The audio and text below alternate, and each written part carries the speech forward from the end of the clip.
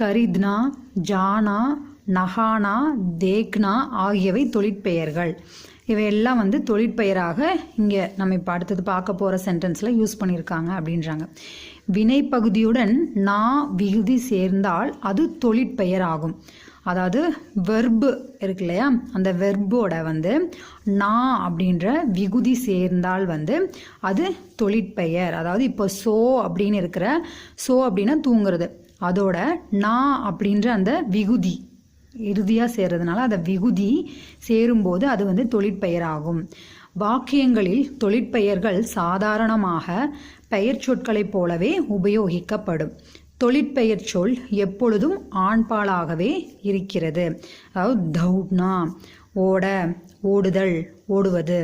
அப்புறம் படுனா அப்படின்னா படிக்க, படித்தல், படிப்பது, இந்த மாதிரி வருது. தொழிற்பெயர்